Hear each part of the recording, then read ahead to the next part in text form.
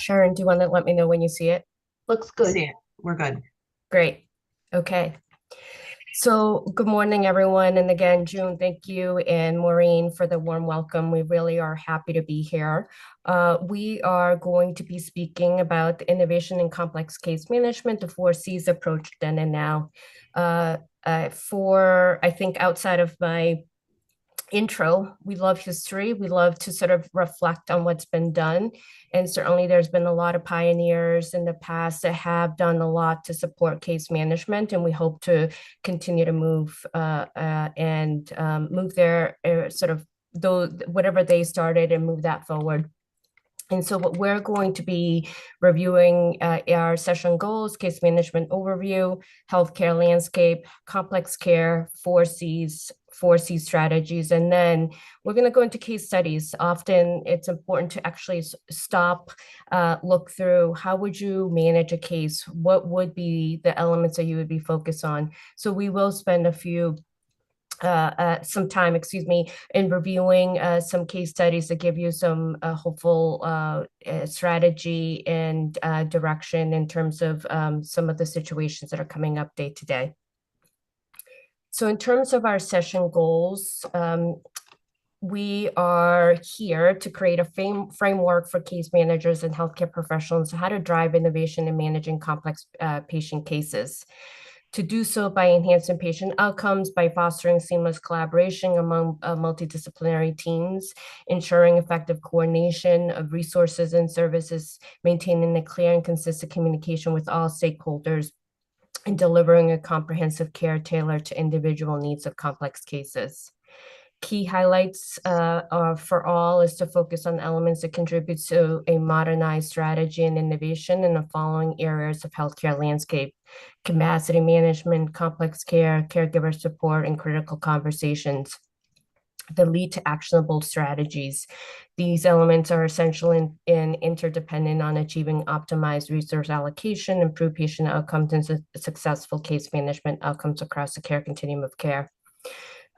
Sharon and I were both at a population health conference yesterday, and one of the elements that struck me from that particular session is that in terms of the sort of collaboration, we often talk about being a village or coming together as a village to be able to support patient care. But they actually referred it to a symphony. And symphony that has to come together, aligned and work very, very sort of jointly to be able to create some beautiful music. And so I think I am going to reference that because we thought that it was really, really creative, and beyond the village, we have to be a symphony to be able to manage some of the cases that we're seeing now and potentially in the future. So moving on, what we wanted to start with is thinking about case management and where sort of the evolution, where has it started, where are some of the elements that we now need to lean on that really are sort of from the basic case management space and using and leaning on that, but then also thinking about the future. So we reference some documentation from Tony Sesta that speaks about Yale University and in the early 1900s coming together through the School of Nursing to think through how they could describe or share information about the work in terms of case management strategies. So this was the outline that we were able to locate, which was specific around knowledge and expertise, communication skills, cost containment, collaboration with physicians, appropriate allocation of resources, responsibility for all care and patient and family, provision of care, patients' emotional, psychosocial support, and assurance of a dignified and peaceful death, which really sort of speaks to the client-centered and being specifically trying to address patient needs. For further coordination and management of care, facilitation of the delivery of patient care activities, and obtaining funds for special programs. Further, as we moved into more present time in the 1980s, a lot of case management programs were emerging across the country. In part were very specifically in around the 1990s, but actually in the mid 1980s. A lot was happening with demonstration projects. And certainly the changes around centers of Medicare and Medicaid influence a lot of what was going to sort of be the future of case management. Specifically, I'll speak to, two hospital institutions, so two areas, St. Mary's Hospital in Tucson, Arizona, and New England Medical Center, which we have probably a lot of the pioneers, and a lot of the pioneers are close to our Boston area, with New England Medical Center really in trying to ensure and moved actually forward work to allow us to really sort of focus and shorten length of stay, and sort of focus on dwindling of hospital resources, and how we could focus on patient care needs through sort of critical pathways. And really sort of focus again on the length of stay. I sort of carved that out because I think it's really an important element that we need to sort of focus on, and that we'll be speaking about a little bit more.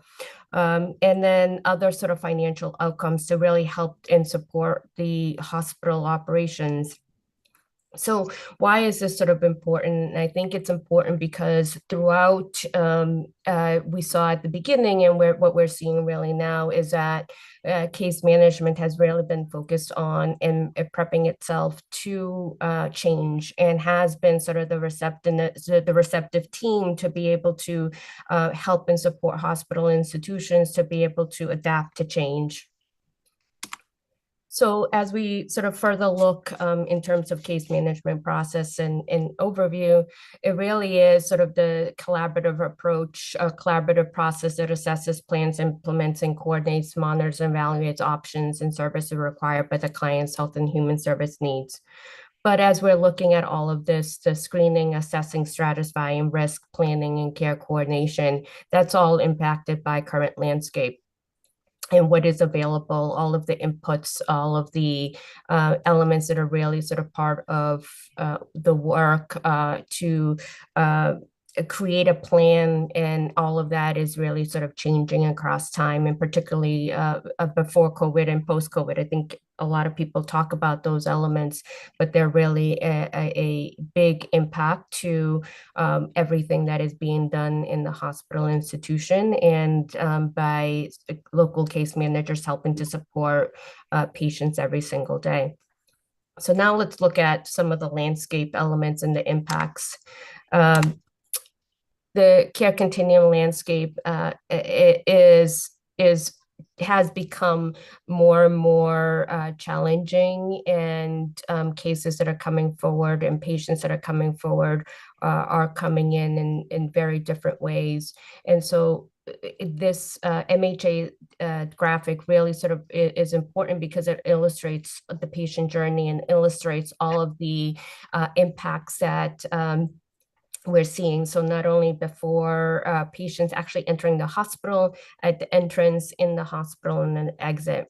So I'll focus on before hospitalization. So fewer community-based and primary care services. So our outpatient providers are harder to connect with, harder to get appointments, harder to or delays in getting appointments, behavioral health crisis, lack of providers as well. So the staffing shortages that we're seeing and hearing about and actually feeling on every single day. Delayed in care, backing to pre-pandemic. But now when we're seeing patients coming into the hospital, we're seeing sicker patients, older patient population without any resources. So 1957, it was a big year. It was the year of the most baby boomers being born, and actually aligns with our 2024, which we have a lot of those baby boomers now retiring. And so older population, more older population is what we're going to be seeing in the future. At the transition from community into the hospital, so excessive and unnecessary use of emergency rooms. But that is being impacted by the lack of primary care services. Increased number of patients boarding in the emergency department, longer hospital days, clogging up throughput, hospitals providing additional unpaid care, and that is via patients staying longer in the hospital or is for reasons or social admissions that are patients coming in. Current state, I think there's an element to really sort of focus us is an inability to discharge patients sicker, more costly, less resourced, increased challenges, accessing post-acute hospital care, lack of bed, staffing, and funding. It takes more and more calls to be able to screen a patient or a home health agency.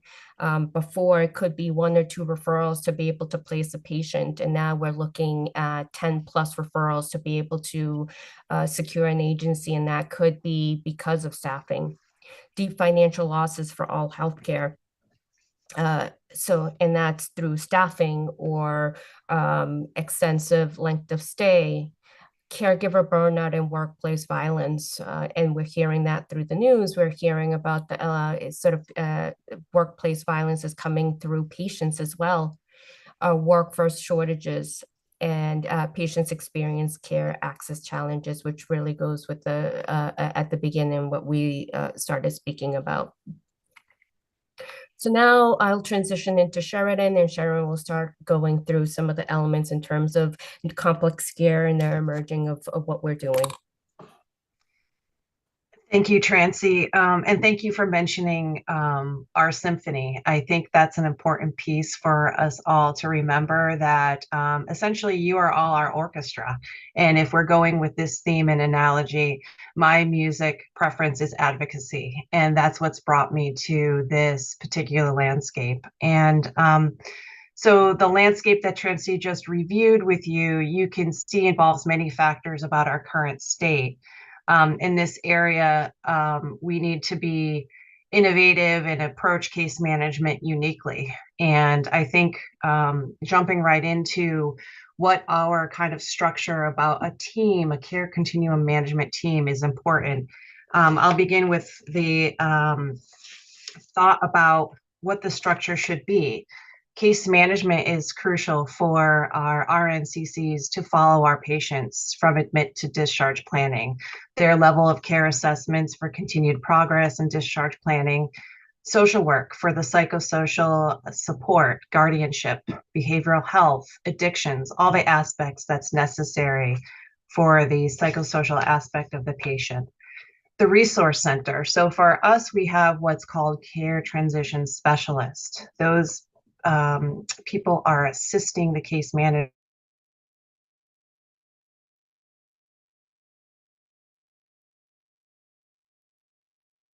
needs for next referral system, important messages for Medicare, for discharge, important follow-up appointments for the patients. So ensuring the patient is appropriate for the level of care. All of our managing of our denials, our out-of-network case reviews, proper level of care documentation, as well as, of course, complex care. Complex care as the consult team that supports the barrier-ridden discharges, helps to find resources for the underinsured, under-resourced, and supports the team structure. Next slide. So, complex care. What do we do? What is our approach? We're a comprehensive approach to caring for patients with complex needs that have significant barriers to discharge. We have to collaborate to address the insurmountable barriers that are preventing discharge, providing for highly personalized, equitable, and coordinated care, leading to better health outcomes and improved access to services supporting safe and timely transitions of care. We identify and address barriers that impact optimal and safe discharge through proactive and reactive management. So some of the things that we have to manage while working as a complex care case manager are below. So as you can see, there's many aspects of what goes into looking at the complex care patient. We have to take into consideration complex medical needs. You know, there's a increased shortage of HD trach beds.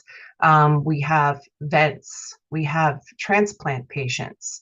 We have transplant patients that are on very expensive, costly drugs. There are burn patients. There are wound care. There are high cost medications, chemo, social determinants of health. So these factors are non-medical factors that influence health outcomes. These conditions impact a wide range of health, functioning, and quality of life outcomes of our patients and risks. They include the environment where people are born in, where they live in, where they learn in, where they work, where they play, where they worship, and age, as well as broader social structures and systems that shape daily life. Some of the examples of the social determinants of health that we deal with daily are economic stability. Do our patients have access to resources or income? Are they food insecure? Do they have housing stability? Do they have access to education, quality of schools, literacy levels, opportunities for higher education, health access for their care? So where they live, do they have availability? Do they have access to health services? Do they have insurance coverage? Do they have the ability to have quality care? The neighborhoods in which they live in, what are the conditions of their housing? Do they have quality in their environment? Do they have access to safe spaces? Social and community support systems are very important. And do they have cohesion in their community? Do they experience discrimination? Do they have opportunity for civic activities? Social determinants of health are now recognized as critical components of healthcare and public policy, as they are often accounting for more significant impacts on health outcomes than direct medical interventions. Placement is another additional aspect of complex care that can become very, very difficult, because the assessment of the patient for a suitable place in this current era and what we're working in can be very difficult. What kind of facility are we looking at to match the patient's needs? Sometimes always isn't optimal, but we're trying to look for anything that could be a possible discharge plan. That could mean a long-term care setting. It could be short-term rehab. It could be a rehab hospital, LTAC, state hospital, shelter, hospice, general inpatient hospice, rest home, assisted living, psych hospital, geri-psych hospital, group home, foster care, or even a new apartment or home for the patient out in the community. Our complex care team has accessed all of these and has had to find all of these for our patients. Psychosocial needs are an additional important piece in evaluating patients for the next steps and how we approach their barriers. Do they have emotional support? Are they feeling understood? Are they feeling valued as the patient? And are they being cared for appropriately? Social connections. As we know, humans thrive on social interaction, relationships with family, friends, and the community, really, to provide a sense of belonging. So we have to understand where the patient is at. Do they have goals? Do they have a sense of meaning for their life that they want to get back to? Do they have a hobby that they want to get back to? Are they secure? Do they have concerns about their physical and emotional health? Do they have feelings of harm, stable housing, financial security? So there's a lot of things that identify for us to have to evaluate for psychosocial needs. And people really want to feel a sense of control over what they want for themselves. Addressing psychosocial needs is critical in healthcare, social work, and community services. Unmet psychosocial needs can exacerbate mental health issues, affect physical health, and lead to poor health outcomes. And as we know, a lot of our return patients do have inequitable difficulties with accessing things that they need out in the community. Legal aspects of patients' care often are very important, whether we're seeking guardianships or conservators or power of attorneys, whether we're having to invoke healthcare proxies, or really involve our risk team for highly difficult patients that we really need additional assistance on. And then finally, kind of financial, understanding when financial needs are unmet in individuals. They may experience stress and hardship that negatively impact both their physical and mental health. Addressing these needs at the time that we're intersecting in their healthcare involves interventions like financial counseling, access to social services, public assistance programs, or employee support. Next slide. So the 4 C's, what are they? Now, they can mean something to everyone, and how we interpret them is in your own practice. However, the approach then and now are very different. Our current situation is much more complex than it used to be. The approach then was something that was in an era that was really much simpler. Problems were different. The approach was direct. All of the aspects of complex case management, being client-centered, comprehensive, coordinated, collaborative, are included still today, but now we're in an era that is much more noisy. There's a lot more factors at play, and life is not as simple as it used to be. There's much more interference with what people are dealing with today. And I'm going to go into more of these details next. Next slide. So the 4 C's then. Healthcare was curative, not universally accessible. There was minimal technology, paper charts, diagnostic tools were limited, shorter life expectancy. A lot of care was in the home. Physicians came to the home. And less interventions available. We did our work by phone calls and even by mail. So the client-centered care approach that case managers focus on really impacts the patient's needs, preferences, and goals.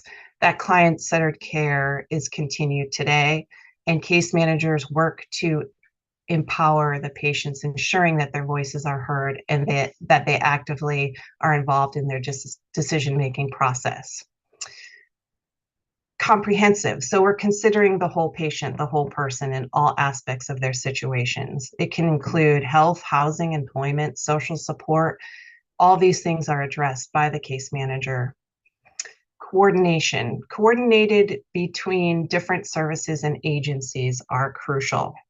Case managers facilitate communication and collaboration among various internal and external providers to ensure that clients receive cohesive and continuous care and progression towards their discharge. And that's really important because coordination, as Trancy mentioned, is our and collaboration is our symphony. And without all of our external and internal partners, that cohesive, continuous care progression is really, it doesn't work. Collaboration. So it involves closely with our clients and our families and other stakeholders. Those stakeholders too are an important piece of what we work within our teams every day. So we consider not only are the families needing our buy-in, but also the teams. Sometimes our complex care colleagues are out there, and we're recommending some wild things for discharge plans. And we really need those care providers to be bought in so that we can have a united front. And it also includes partnering with our community resources and organizations so that they're bought into the collaborative effort and that they're part of our external opportunity to make something happen for a patient. You know, back then, when we made referrals, it was going to the patient's bedside saying, "Hi, Mr. Smith, what would you like to do when you leave the hospital?" So we pick up the phone, we made the referral, the provider accepts the patient, and then the patient's discharged. Not a lot of noise involved in that. Next slide. So the 4Cs now enter into a different era where healthcare is preventative. We've gone from curative to preventative. We have technology, we have electronic health records, we have innovation, we have global research, we have advanced medical knowledge, we have specialized care pathways, we have longer life expectancies, universal and expanded access to healthcare, and we have a focus on reducing disparities. So with that means that not only do we have the then of case management added into the now of case management, what that means for us is an additional requirement for understanding what our needs are in the current era.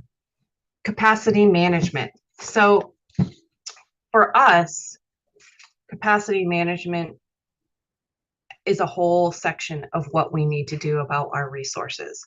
The complex care, critical conversations, and caregiver supports, I'm going to follow with some deeper explanations. Next slide, Trancy. So capacity management refers to the process of ensuring that an organization or system has the appropriate resources and capabilities to meet current and future demands efficiently. It is crucial that it is a crucial aspect of operational management, particularly in industries like healthcare and service delivery. And some of the key components of capacity management are resource allocation, demand forecasting, capacity planning, monitoring and adjusting, balancing costs and services. So capacity management can involve predicting future demands for services, including beds, medications, durable medical equipment and supplies, products for resource requirements, and planning and allocation. So in practice, effective capacity management helps organizations avoid bottlenecks, reduce waste, and improve service delivery, and respond flexibly to changes in demand. A lot of strategy is required for resource allocation. When necessary, resources are identified and allocated, and it can lead to cost savings. It can lead to enhanced customer satisfaction and effective response to market changes. As Trancy messaged, she was at a population health management symposium yesterday. Not only was she there, but she also participated in a panel, which was very interesting about how to approach a particular patient situation. In that same population health symposium, they talked about how to decrease capacity in a primary hospital. And one of the resources that they used was allocating their community access hospitals. And this is an important piece of understanding cost savings and enhancing customer satisfaction because you're moving your patient quicker to access the care that they need. And these are some of the things that we have to innovatively think about in how to manage our patients and our population. The complex care team, I have to say, we like to hoard our resources. specifically. We like to keep those close at hand. We work very hard to gather our resources. And especially when we're facing demands for capacity, our resources are even that much more important because we've built relationships and really understand the future needs and planning for growth. I.e., a lot of these things are related to needs that we currently are experiencing. So it does wax and wane based on the need, but the current need for dementia beds with behavioral programming, we have to forecast what we need. We have to plan for what we need. We have to make the relationships to have the resources to call on our external partners and monitor how we're going to continue using them, not just for our need, but in an everyday management strategy.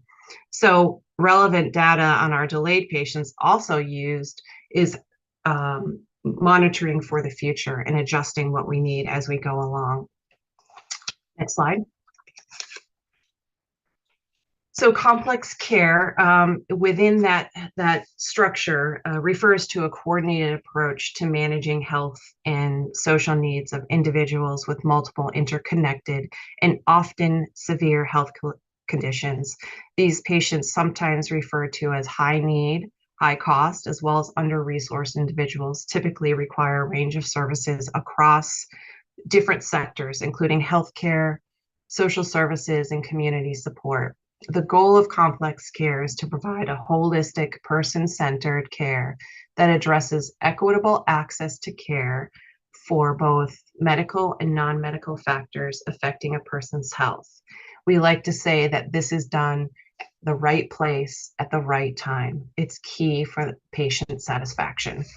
Complex care is also crucial for improving health outcomes and reducing costs for individuals with high levels of need.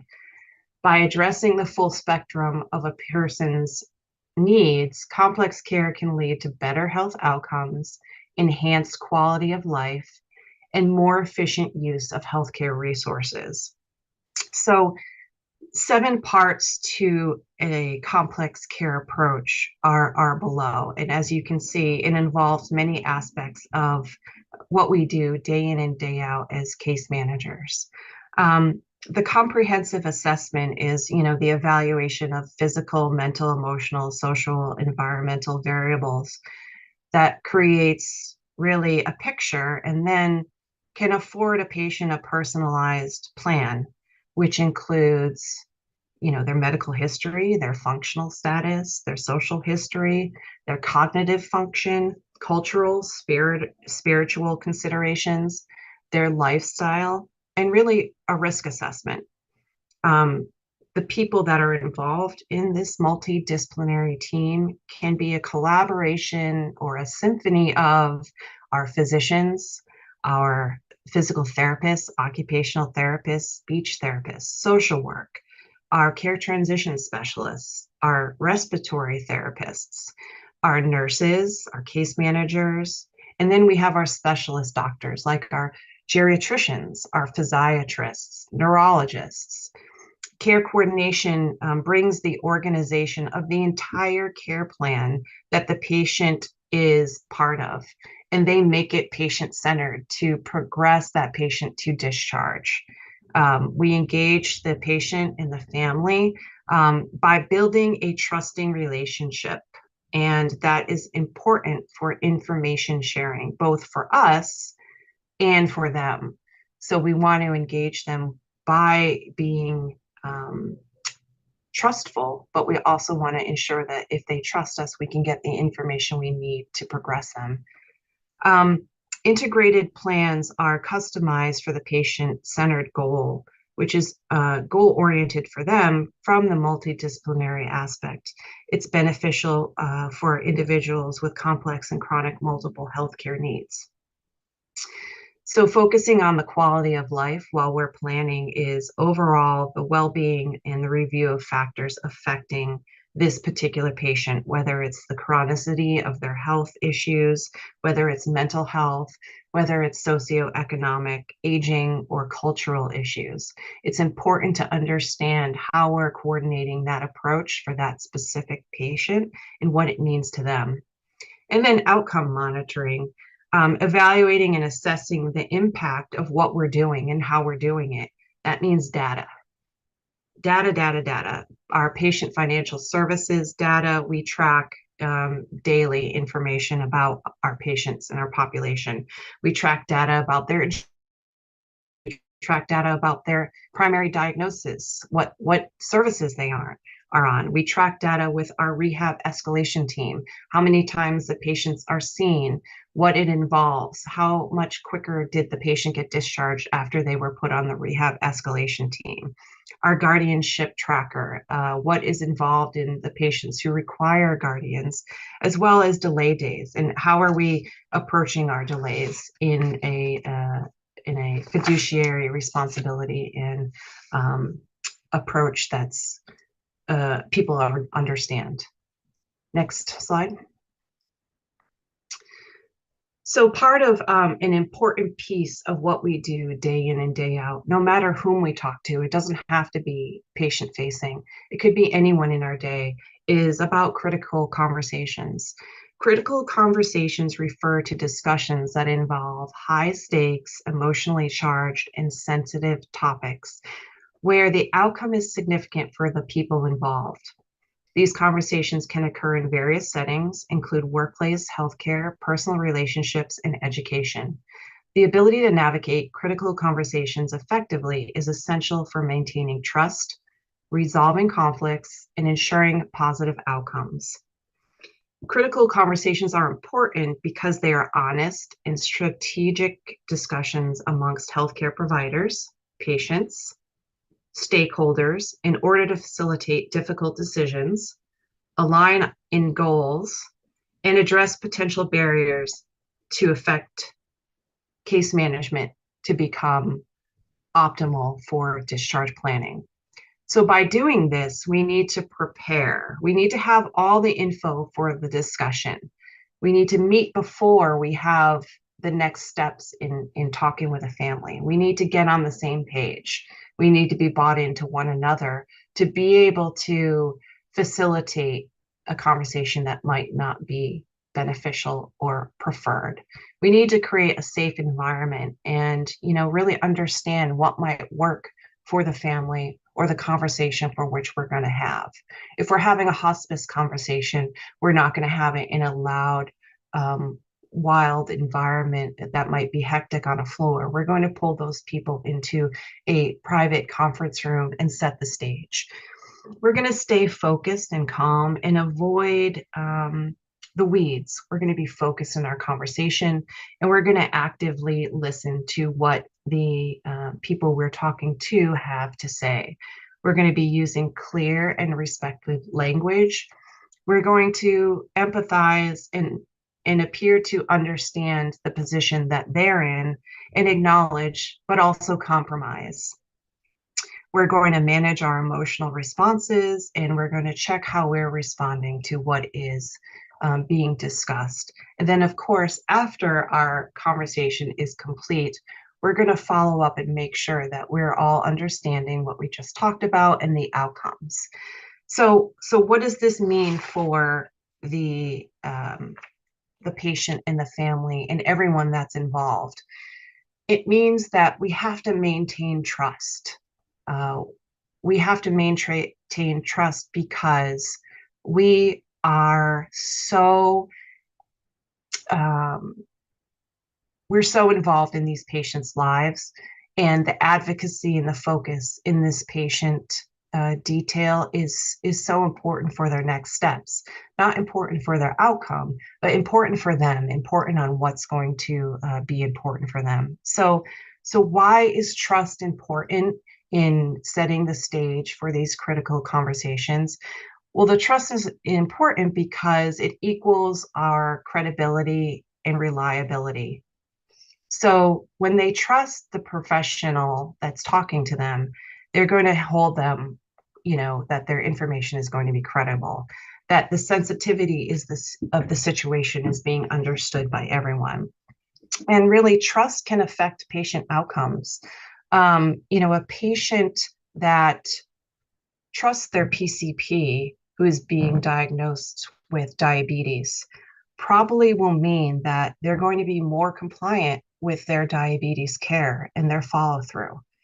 However, if they have no relationship with a physician who is just happening to see them in a day and they tell them that they have diabetes and they need to do A, B, and C, and they leave the room and they never see them again, then that is going to mean that they're probably not going to have better health behaviors and that they're going to have probably not a good follow through. However, with someone that they have trust in, their PCP, they're probably going to follow the behaviors. They're going to follow the expectations set forward.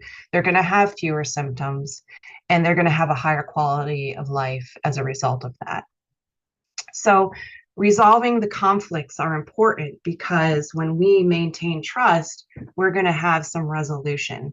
And that resolution in all those factors are setting the stage for critical conversations to be important, and that the focus is really in alleviating the mistrust. By approaching conflicts with an open mind and a focus on collaboration, individuals can turn disagreements into opportunities for growth and understanding. So beneficial results and positive outcomes increase overall patient satisfaction. Next slide. So an important piece of when we're managing and dealing with our families, dealing with our providers, is often giving caregiver support. And oftentimes we forget about the caregiver. We're all caregivers in our day-to-day process. We're all caregivers personally and professionally, to our colleagues, to our patients, to our stakeholders, our interdisciplinary teams. Caregiver support refers to the various services, resources, and assistance provided to individuals who care for family members, friends, or others with chronic illnesses, disabilities, or age-related needs. Caregivers often face significant emotional, physical, and financial challenges, and support systems are essential to help them maintain their well-being while efficiently and effectively caring for others. It enhances quality, prevents caregiver burnout, improves health and well-being, and reduces healthcare costs. So examples of caregiver support that we often talk to our patients and our families about is emotional support. What do they have in the community? Have they looked for a personal practitioner that might be able to afford them some personal therapy, counseling? Do they require financial support? Do they have access to the patient financial support services that the hospital offers? Do they know about Shine? Do they need to be sent to a Shine counselor that supports the local ASAPs in the communities? Do they have access to a wellness or health program that might support their current needs as a stress reducer? Do they have respite care? Some people don't even know that respite care is available, especially for those who are dealing with dementia care, the Alzheimer's population. A lot of time that care is very, very hard and very high caregiver burnout. Legal and advocacy support. We always send people to our local senior centers. They're great access for not only that advocacy, community support, but also the educational resources. And technology support is something that, too, there's a lot of elders that are just not technologically savvy. So how can we support them in this new day and age, an era where everything is technological? So assessing caregiver support is important in our daily patient-facing interactions, and understanding what people have or what they don't have is important in providing a good outcome. Next slide.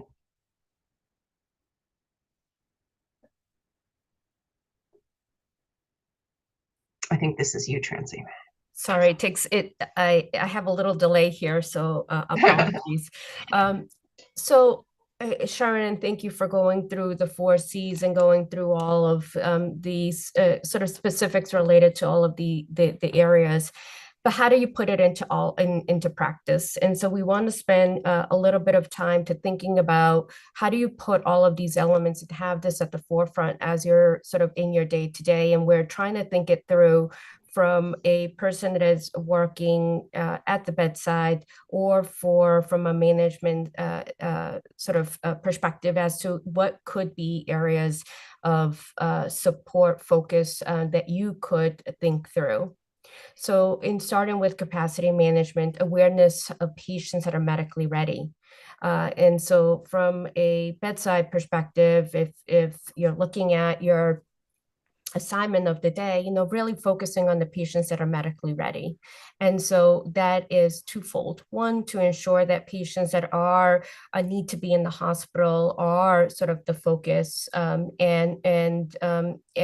trying to ensure from a capacity standpoint, if those patients no longer need to be at the hospital, what more needs to be done so they are able to go, so that they're being, for those patients that need care, can come in. And so why is that so critical? Speaking from Mass General Brigham, but Brigham and Women's Hospital specifically, every single day there could be 50 patients or more waiting for those beds. And so I'll speak of just last week, we had a situation in where we had 90 patients waiting in the ED. And so awareness of those patients that are medically ready and focusing on trying to ensure that they're at the right time, at the right place, does ensure that those patients that need to come in, that get life-saving treatment, can come into the hospital. And that does really help support sort of capacity. In terms of a leadership perspective, awareness of patients that are medically ready, do you have the technical availability to be able to pull reports to sort of identify those patients? How can you lend your support to those areas that have the most patients that are medically ready? Focus on the patients that are delayed in the hospital for optimal discharge plans. If within your teams you have complex case management teams like the Brigham, then ensuring those teams are focused on those patients. Do we have all the patients that have delay days? Is there do we need to group to review those patients, and try to ensure that there's additional sort of eyes and ears? Again, we go to the symphony in the village and trying to really sort of ensure that we're maximizing and mitigating all of those barriers that we're seeing in the hospital. Cultivating relationship with post-acute facilities, state level escalation, and community agencies. Our care does not end in the hospital. There is so much that goes on. We're talking from an acute care perspective, but certainly there's more that happens at post-acute care facilities. We're transferring patients every single day. We are escalating to the state if there are barriers that we know that we may not be able to mitigate, and certainly working with the community agencies. From a post-acute strategy perspective, we're engaging. How can we work better? Are there referral management meetings that could be scheduled to talk about patients? I think Sharon in her dialogue spoke about, and there were times that referrals were done on paper or calls. Well, now sometimes a lot is happening on via electronic communication. And so sometimes on paper, what you're seeing on paper is not actually what's happening with the patient. And so being able to pick up the phone and say, I need you to come in, I need you to review this patient, and having those relations and building those trusts with those post-acute facilities or agencies to really get the support that you need for your patients. Engaging services and departments to improve length of stay and avoid progression delays. So I think one element, and as we started with sort of proactive management, that's a big element that we think about within the Brigham work and all around that Mass General Brigham complex care work. How do we think about proactive management? And so at the Brigham, there's been an establishment, a lot of departmental integration that allows us to be able to talk through patients that may need the additional support. And so one example that Sharon spoke about was a physical therapy navigation program that is integrated. They work with complex care to escalate patients to make sure that we are understanding where there could be opportunities or where there might be an area to pivot. We could get this patient home if we engage more therapies. We could shift to walking a little bit more. And so really sort of establishing those on a weekly basis is what our focus has been.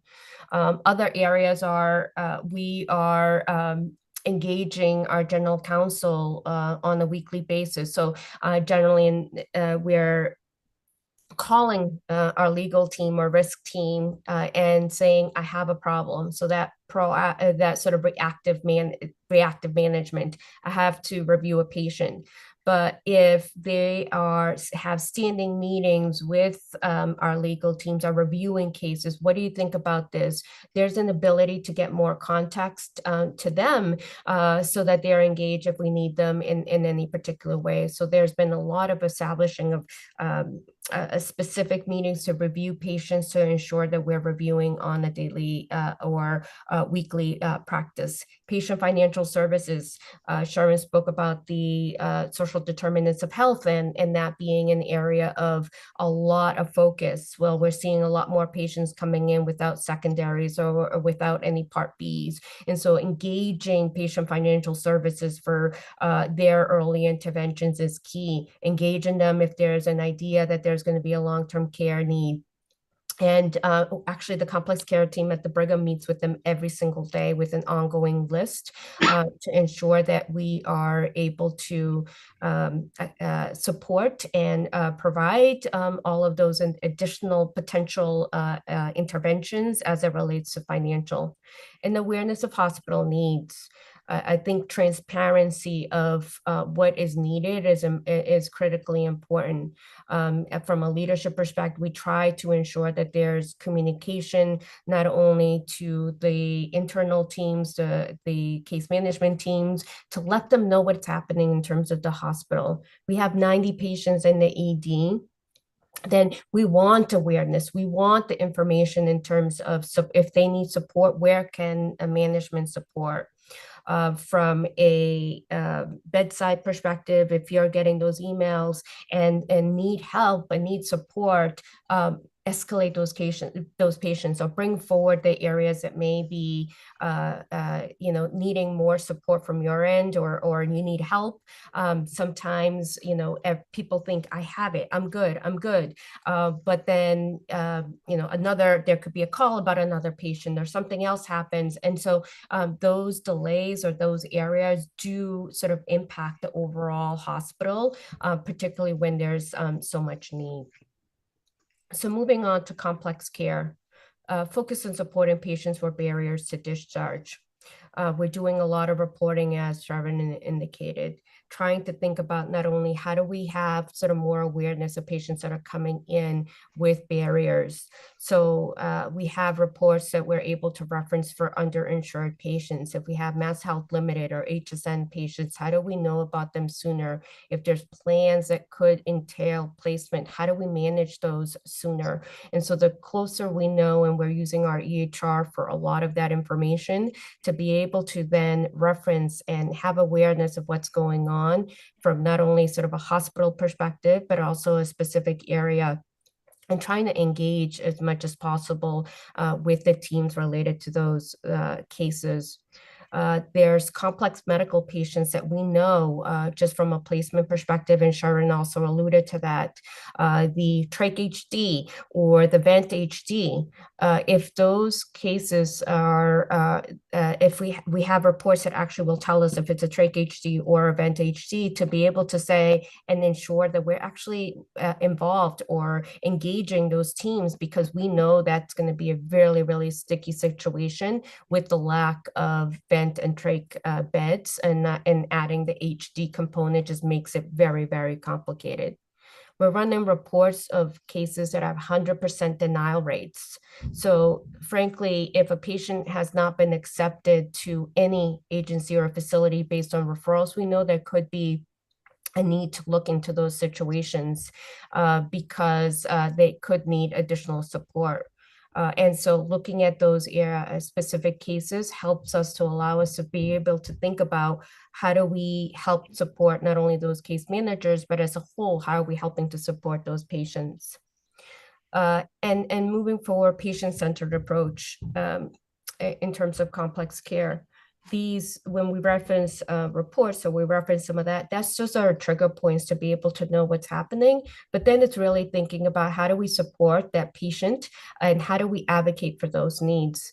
And so is it, picking up the phone as I referenced earlier, it's looking at our network. Well, X facility may not have a bed, but do we need to call on other collaborative members to be able to think about, could that be a better fit for a patient? Or based on the medical need, is it sort of a locked unit or a dementia bed? How do we sort of steer and think about that need and that patient and ensure that we're thinking about those needs to allow us to be able to pivot and also sort of advocate for that patient need? Again, referencing the village, we need to think about our ambulatory providers for that longitudinal support. Acute encounters are only able to help support while we're there, while the patients are with us, right? While they are admitted. But what happens after? And so really engaging those providers, those ambulatory providers is a key piece. If you have ambulatory care management teams, ensuring there's handoff, or if there's involvement and thinking about those patients' needs and that handoff. Another element that is potentially critically important here is, what about our payers? Our payers, do they have programs that could help support some of the patients that we're helping? And so do they, I'm thinking of ACO and the possibility of having a high-risk case manager or care management programs. Do they know these patients? Are they involved in the work? And is there anything that they're able to add?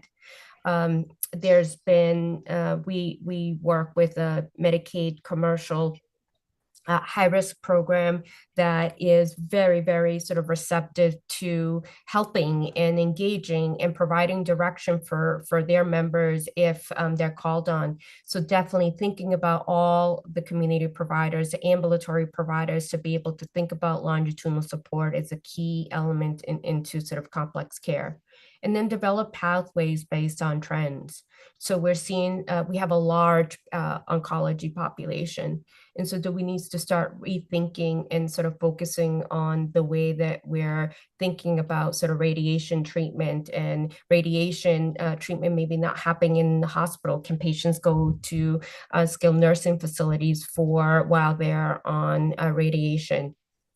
So thinking about those sort of pathways specific to the specific populations is just an element that we have to be thoughtful about. And really, I think I go back to the sort of work at doing sort of when I was reviewing the history and thinking about all of those things that were done in the 1980s and focus on length of stay and making sure that we're really allowing for work to sort of our focus work on specific ways. Well, Karen Zander did a lot of work and trying to ensure that we are thinking about pathways. And so this sort of extends and goes beyond. So before it was DRG strategic pathways, but is there ability to think about further development of pathways to be able to have sort of quicker thinking in terms of what could be done based on why a patient's admitting. Then moving to critical conversations. So critical conversations, as Sheridan noted, we need to maintain trust with our patients. And the more that we maintain trust, the better for outcomes.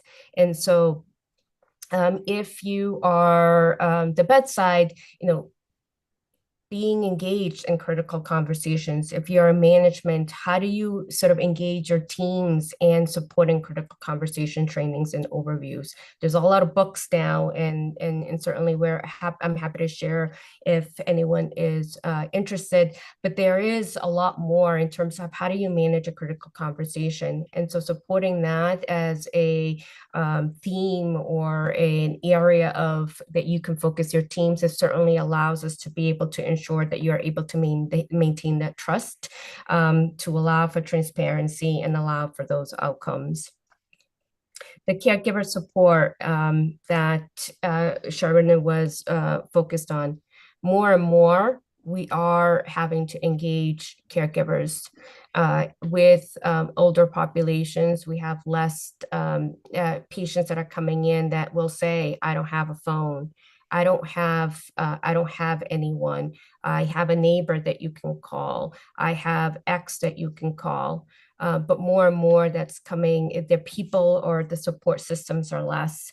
And so while patients are in the hospital, how do we engage, of course, with patients' approvals, trying to ensure that we are engaging those caregivers early, ensuring that we are supporting not necessarily their needs, because it's always the patient needs, but how do you allow for them to have a part in the work that we're doing, and giving them options or resource or education that allows them to sort of focus on what they may need. Providing caregivers community service details for support. So Sharon spoke about ASAPs and not only sort of ASAPs, but other community sort of partners. Is there private home care if it's feasible? So a lot of those community resources to allow them to not burn out, be participant, be there, and be able to help in the discharge planning process.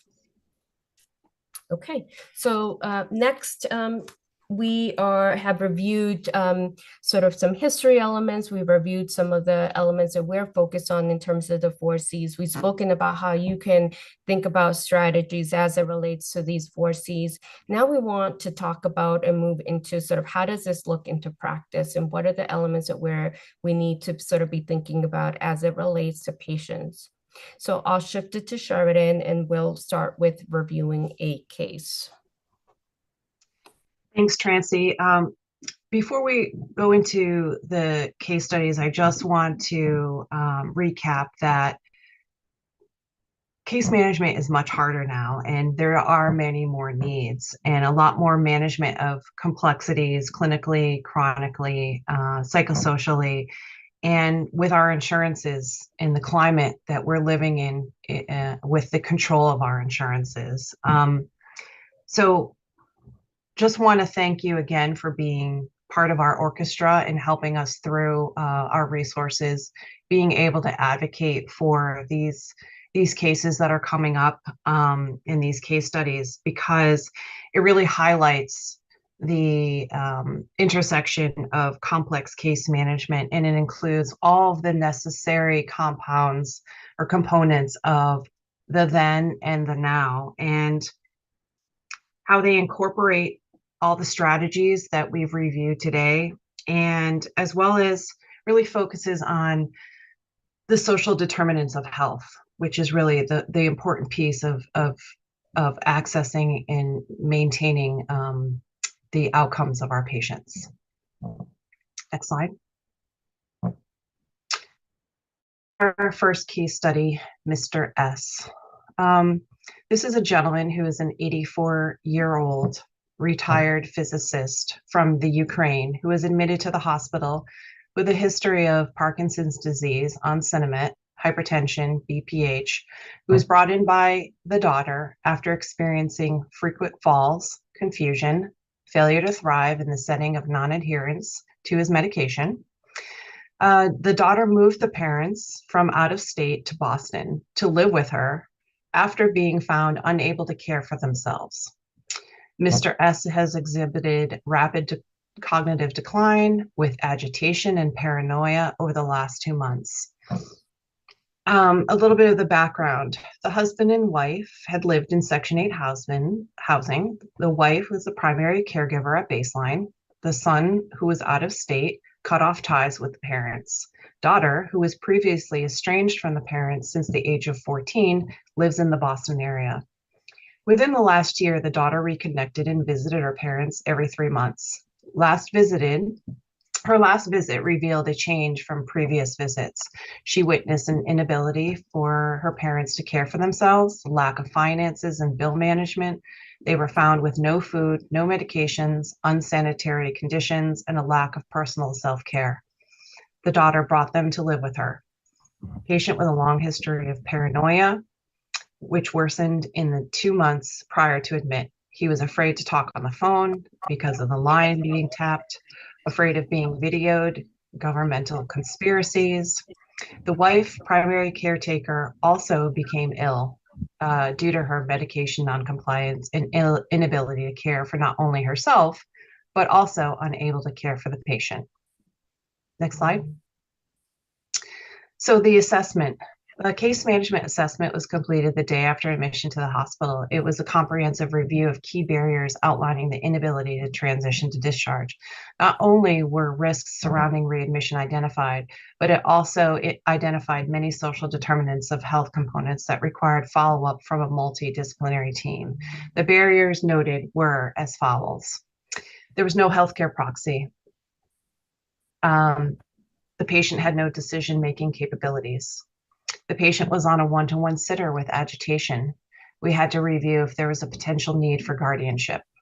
The patient had out-of-state insurance, not only an out-of-state insurance, but an out-of-state SCO product, a commercial out-of-state SCO product, which is the Medicare and Medicaid combo, an out-of-state address, which was a Section 8 low-income housing address.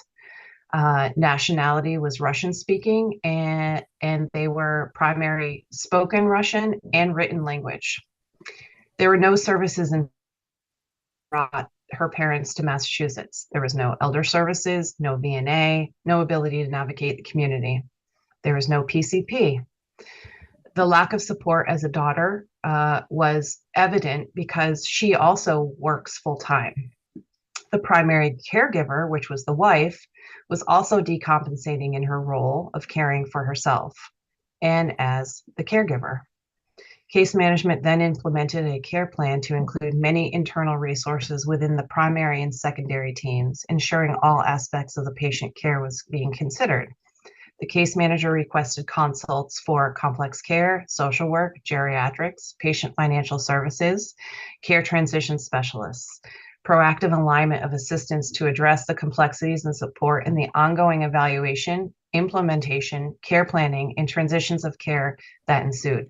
Each area of focus considered important in the process to ensure that this patient receives a personalized, continuous, equitable, effective care throughout their healthcare experience and hospital admission. Next slide.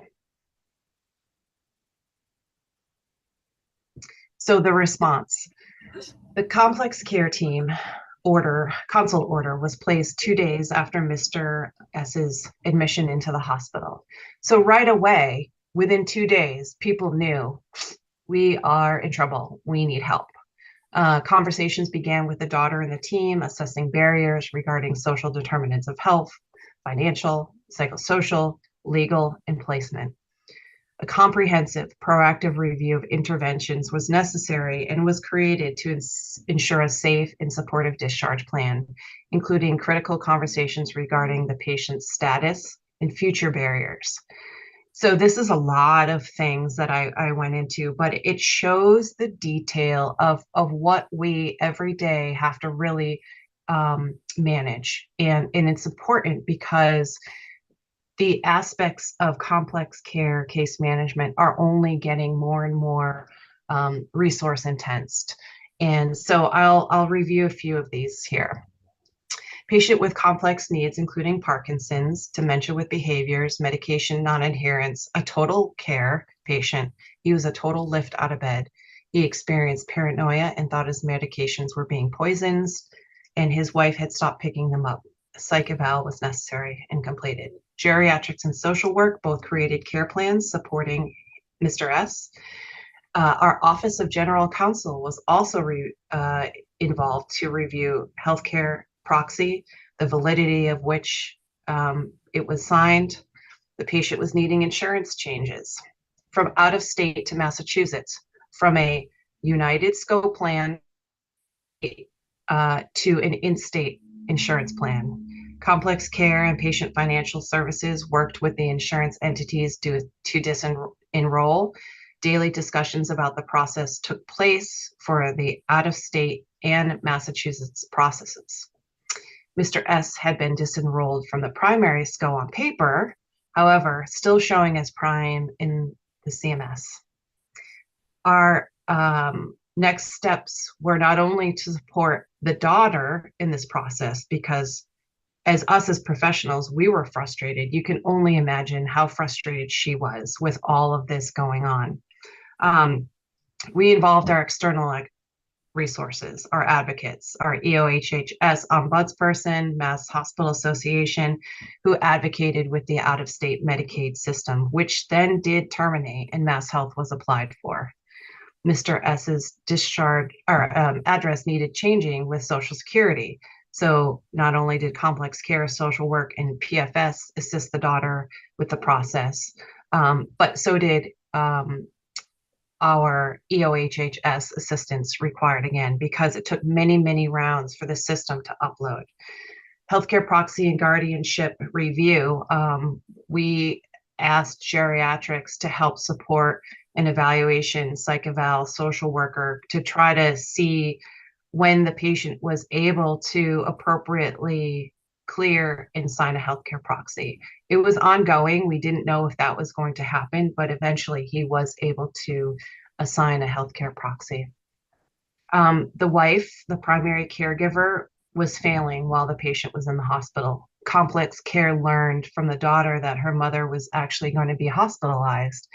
We had to then turn to the caregiver support and understand the stress that the daughter was under, not only with her father being in the hospital and experiencing what he was experiencing, but now also helping her align with the mom being hospitalized. We aligned the care teams to both parents who were both at the Brigham and promoted a transition for the mom, Mrs. S, to Geri Psych. Both parents being ill in two separate hospitals now, the daughter with ongoing needs, ongoing caregiver support. We offered continuous help to the daughter to cope with her own day-to-day. She needed to continue working, but also now with both her parents in two different geographic locations and both ill. No PCP. So complex care transition specialists work with our team and the transitions clinic to support obtaining a PCP. So once the patient's insurance changed, we were able to get that PCP, and then additional support once the patient was discharged to find a Russian-speaking provider that Mr. S could trust. Given that, this is an important piece of the comprehensive assessment, that the patient's cultural needs needed to be taken into consideration. And he felt much more trusting of people who are Russian speaking. A dementia bed search with pending insurances. So as we carried on our discharge plan, we still had these pending insurances. No matter what we did, there was still this out-of-state commercial SCO product that was the primary insurance. So we had to navigate searching for skilled nursing facilities daily and talk to them. We put out so many referrals that we had to talk to each skilled nursing facility independently to explain the situation. Our ombudsperson assisted for the one-to-one add-on for which he would need when he went to a skilled nursing facility. We worked with our patient financial services to kind of be transparent with our skilled nursing facilities and write up kind of a next steps of what we're doing with our insurances and what we wanted them to do. We also, at the same time, we didn't know if we were ever going to find a bed. We couldn't tell even if the out-of-state SCO was going to authorize this on transition, because we hadn't yet confirmed that all the necessary pieces were in place. The community plan we had to then set up too. So the daughter went ahead and obtained a Section 8 voucher here in Massachusetts, and we outreached community services and day programs and VNAs, because we thought we had to probably switch plans and now try to support a community discharge plan. The rehab care progression team was involved. As Trancy mentioned, we have to optimize our PT sessions, and we got them in to help facilitate additional support for his transition. So that enabled us to get him from a Hoyer lift to a walker. He was walking with a walker by discharge. And after being admitted, the patient was discharged to a SNF with insurance auth from the out-of-state SCO finally. Next step. So unfortunately, Mr. S's story doesn't end there. And even after providing an ideal preparation to Mr. S for the transition, handoff to the facility, extensive communication between the case manager, the team, complex care, the daughter, he bounced back to the hospital within 24 hours of transfer due to an aggressive episode during his transition. So the case manager's evaluation of the plan deemed that all necessary pieces were in place and was adapted to the changing needs, not only the patient and his stability, but the facility and their bed availability. They worked with complex care, the other consults, multidisciplinary team, and collaboratively worked the plan to fit the situation. Even with the most coordinated approach to a custom complex care plan, you can never identify what non-existent barriers may pop up that you have no control over. Upon the case manager's post-transition follow-up, we were updated that the wife had unexpectedly been hospitalized in a geri-psych program again. Mr. S was told, and she was not able to be at the facility upon his transition. His anxiety, concern, and inability to cope with the transition in the setting of his Parkinson's disease and his wife not being there caused his outburst and return. This was valuable information that we learned, that unfortunately, even as best as you plan, there's certain things that are unexpected that come up. So we picked up where we left off. Our process began again with the case manager ensuring the stabilization of Mr. S, the assessment of next steps, risk eval, collaboration, planning a new SNF referral or SNF referrals. And this is because the facility for which he went to, the person who was the recipient of his aggressive behavioral episode did get injured, and they were not willing to consider him on return. So implementing and coordinating once again with all of the necessary consult teams like complex care, social work, geriatrics. Complex care was able to leverage external resources to press upon taking the patient and having them trust us in the fiscal process, and it was taking time to show. We aligned with the continued care planning of the wife as well. Both Mr. and Mrs. S were eventually discharged, her from her geri-psych, Mr. S from the Brigham, to the same rehab facility. Mr. S was discharged on an out-of-state insurance still, which was Prime, even with documentation that there was termination on file and Mass Health was active, 198 days in the hospital. This case embodied complex care mitigating insurmountable barriers preventing discharge. We were able to provide coordinated, equitable care leading to better health outcomes and improved access to services for the patient for a safe transition of care. All parties were interdependent on achieving the most optimal outcome.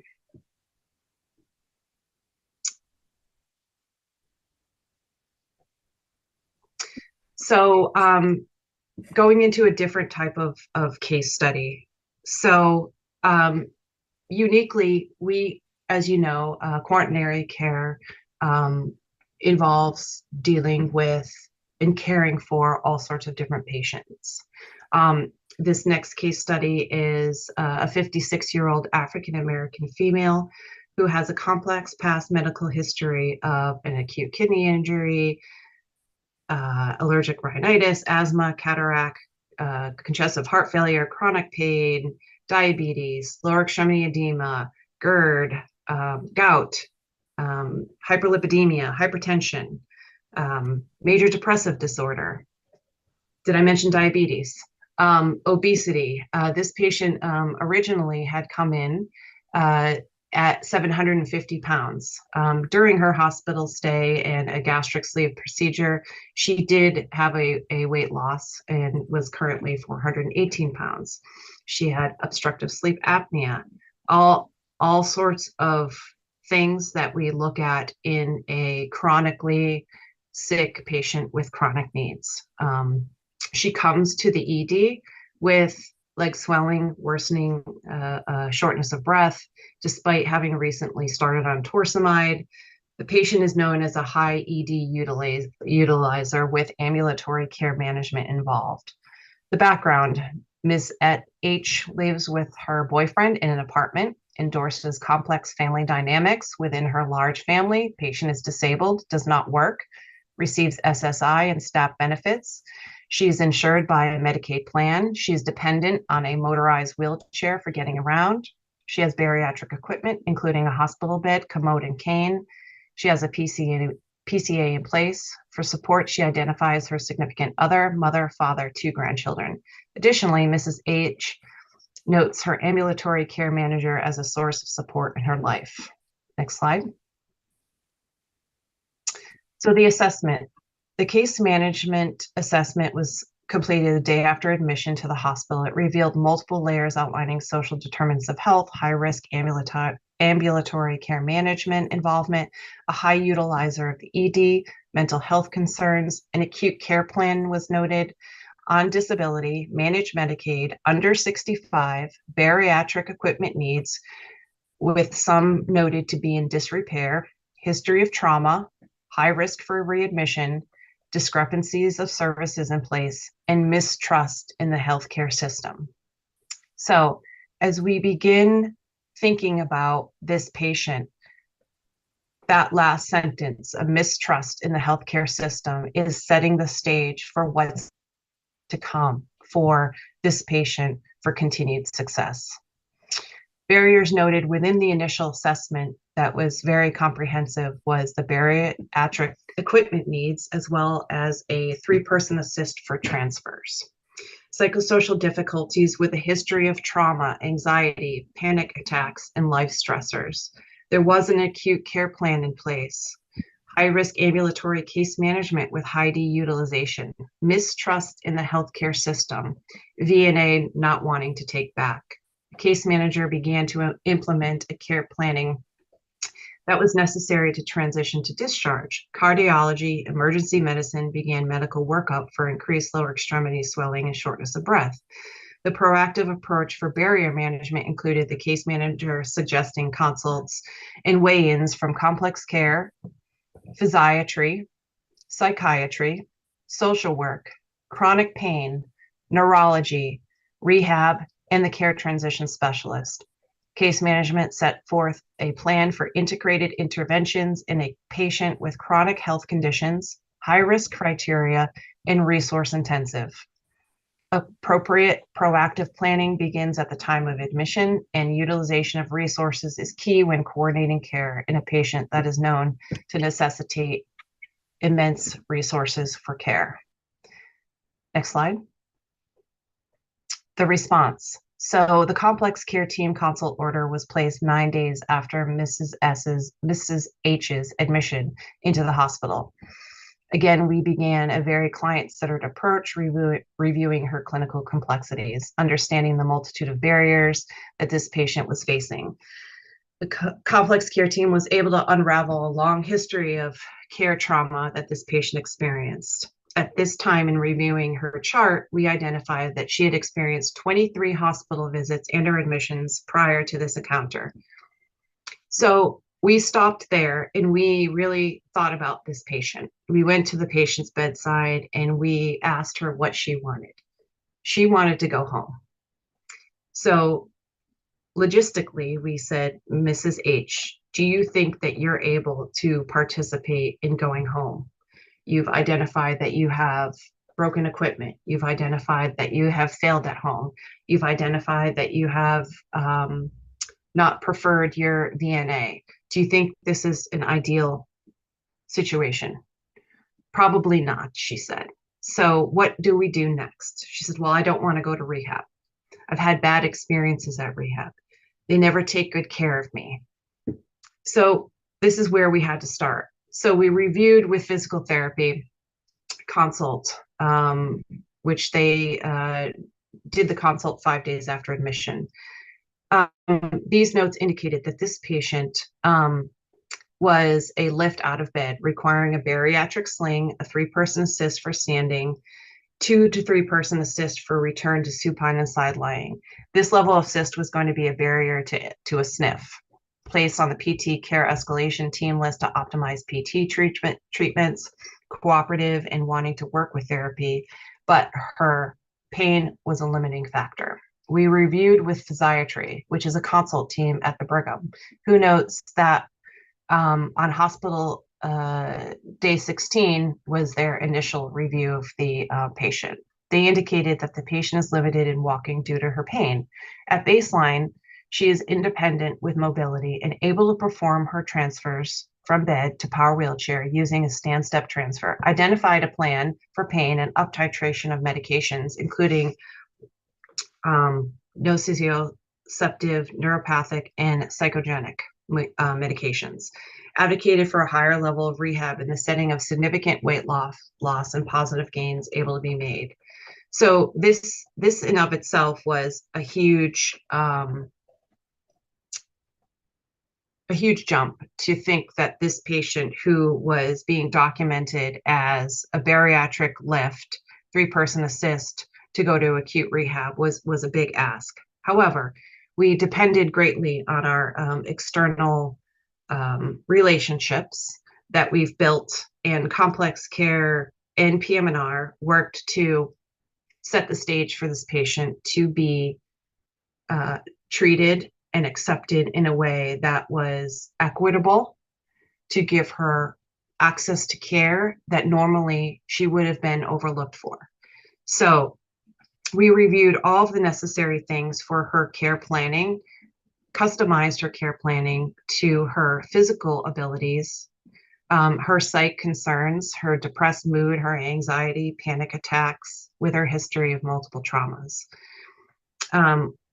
Her current psychotherapist had retired, and we had to assist the patient in finding additional supports in the community for continued psychotherapy. So we're setting the stage for not only her success at being treated in the hospital, but also when she transitioned into the community. We reviewed with her 42 sniff denials. Most of the concerns were related to her weight, unfortunately. Her weight at that time had gone down from the 418 to now 388. She was still being considered over weight limits and unable to accommodate. So again, we worked with our external collaborators to advocate for this patient as an aggressive rehab support. Could you go back? Sorry, Sheridan. I That's think right. we have about 1 more minute, and so we are in trying to respect the time for the other presenters. Okay, thank you. So to sum it all up, we were able to explore all of the necessary things for the rehab to accept. We supported everything that was a concern for our external collaborator. We set up a community support. We set up a VNA. Our care transition specialist set up all new equipment, including her Hoyer and a bariatric sling at home for whatever she might want to go through. Next page. And after multiple meetings with our external collaborators, we were able to convince the patient to go to rehab. She went to acute rehab, and it was a successful transition. She was discharged home from the acute rehab, had all of her services in place, and the approach to this case involved the then and now aspects of case management. From beginning to end, it was client-centered, it was collaborative, comprehensive, and well-coordinated with internal teams and external resources. Additionally, we factored in some of the work with our current social determinants of health, where complex care became involved. Critical care conversations were necessary, not only to support the patient and her pathway, but also to advocate to the caregivers, VNAs in this case. This case embodying actual strategies to support right side of care at the right time. Thanks, Sheridan.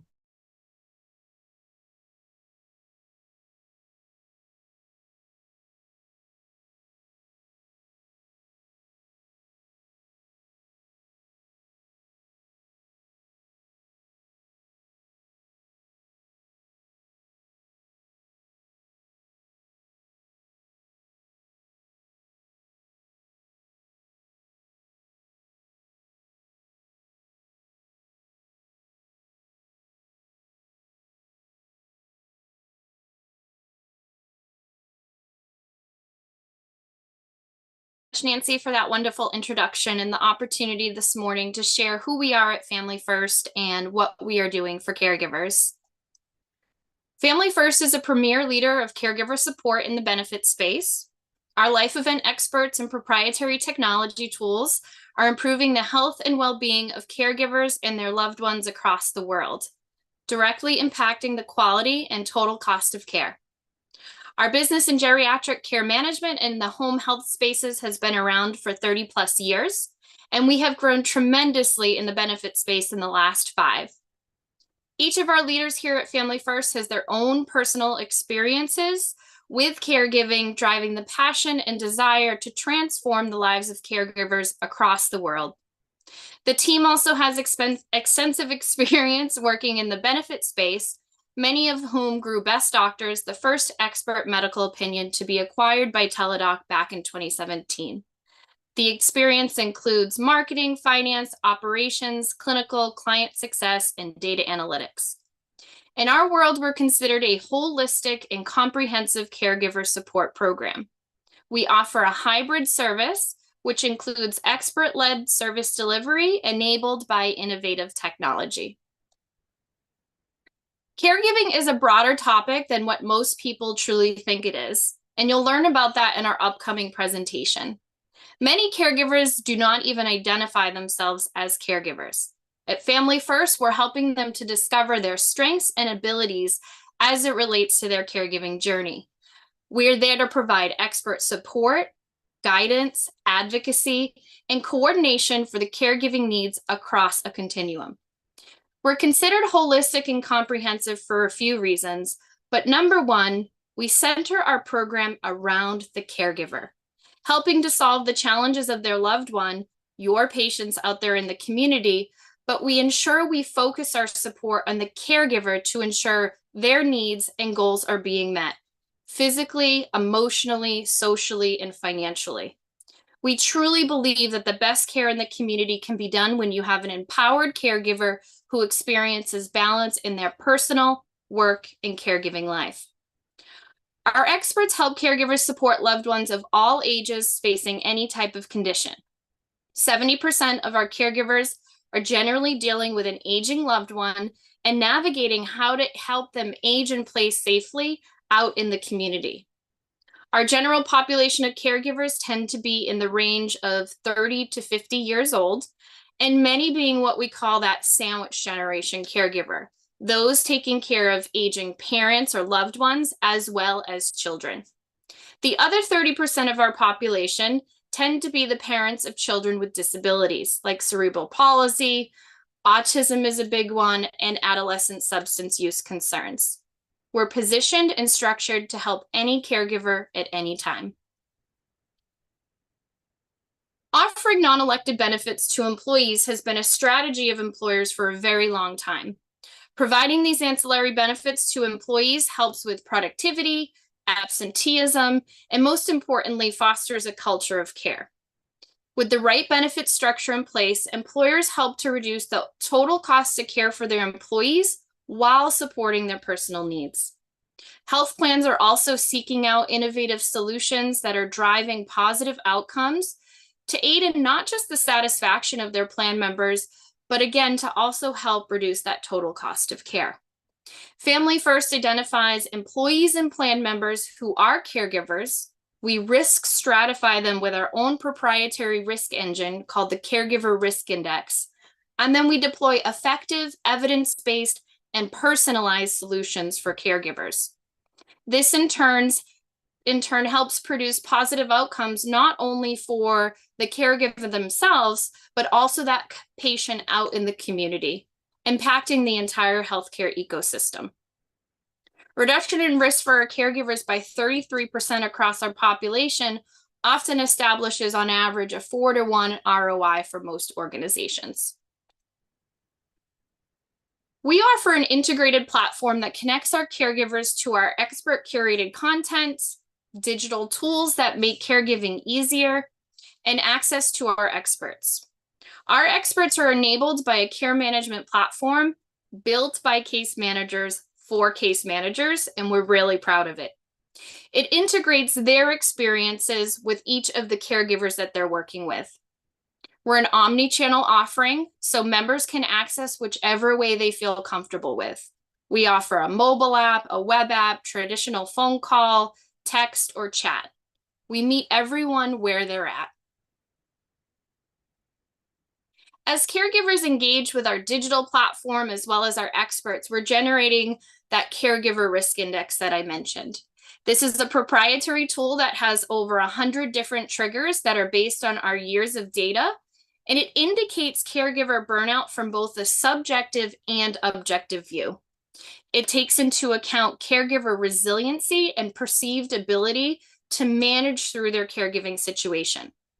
It accounts for that physical, psychosocial, and financial aspects of caregiving for both the care recipient as well as the caregiver themselves.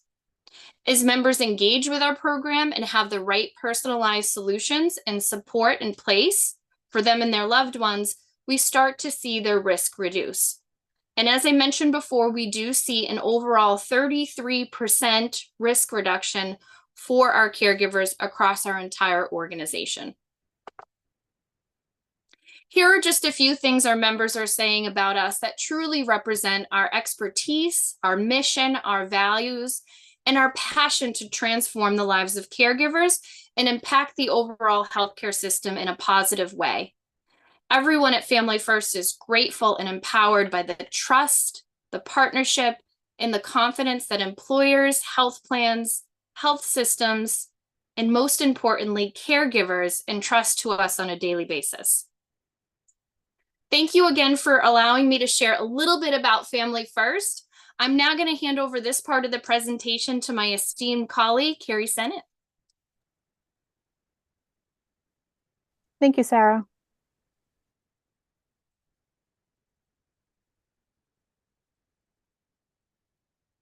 I hope everyone can see my screen. I'd like to welcome everyone to our presentation, Navigating Caregiver Support from Benefits to Assessment for Improved Outcomes on Complex Cases. Our objectives today are that participants will learn and describe how caregivers' wellness impacts the care of patients in the community and the overall health system. Participants will learn and understand the different resources available to support caregivers and their loved ones.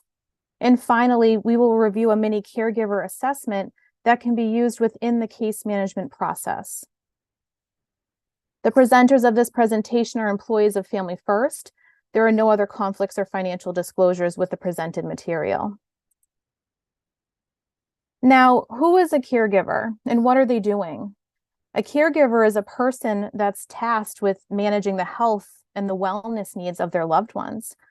When most people think about caregiving, they think about nurses, about nursing assistants and doctors and others in the healthcare world.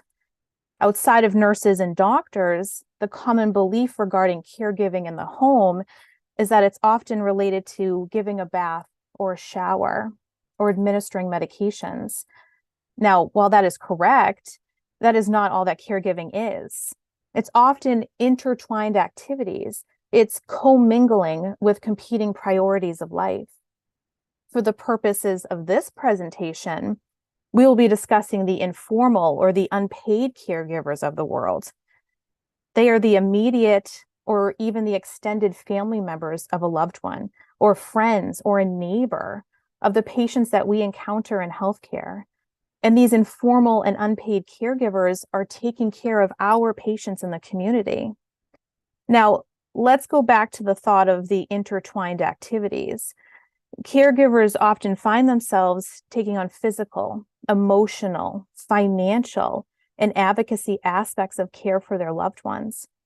Caregivers are often tasked with providing transportation to appointments, picking up and administering medications, finding care or scheduling care for their loved ones. They're helping with mobility. They're helping prevent a fall in the home, emotional support, making meals, managing unsafe or impulsive behaviors. And depending on the situation, you name it, they're responsible for doing it all. And that's a lot, especially as we share some of the statistics around caregiving preparedness and challenges later on in this discussion. Throughout this presentation, you are going to learn how the role of the caregiver in the home is compounded by other life events like childcare, mental health, and their own health and wellness needs, which are often complicating complex discharges or high-risk patient care needs. We're currently experiencing a caregiver crisis, and I want to take a look at what's happening. Now, at any given moment, someone can be called to caregiving. You receive a call that your mother fell and broke her hip, or that your partner has been diagnosed with cancer. And every year, millions of Americans are experiencing just that, the call to become an informal or an unpaid caregiver for someone that they love. And it's estimated that there are over 100 million adults functioning as caregivers in the United States, with 24% of these informal caregivers taking on the responsibility of more than one person in their life. Now, this is what's often referred to as the sandwich generation, which many of us here can relate to. We have our aging parents or our aging grandparents, and we have our own children. We have our siblings. We have our partners and their family members, and they all have their unique needs. The responsibilities that are put onto caregivers often goes unnoticed, but their impact is profound. Becoming a caregiver is overwhelming, and there's no easier way to say that. Over 70% of caregivers share that they've actually received zero training from their loved one's treating team. And on top of this, 40% of caregivers are managing 2 or more of their own chronic conditions. So as they try to juggle caregiving alongside their work and other life commitments, it results in adverse health effects, not only for themselves, but the people that they're trying to care for. Over 60% of caregivers are working full-time. Their work and careers are being disrupted. We see this show up as reductions in work hours, missing work, and even leaving their careers altogether. The impact of this, along with our current economic climate, is absolutely frightening. Families are struggling. They're struggling with the pressure and the stress of managing work, affording life, and extending themselves to care for the people that they love. And because of this, we're seeing their physical, mental, and financial health decline.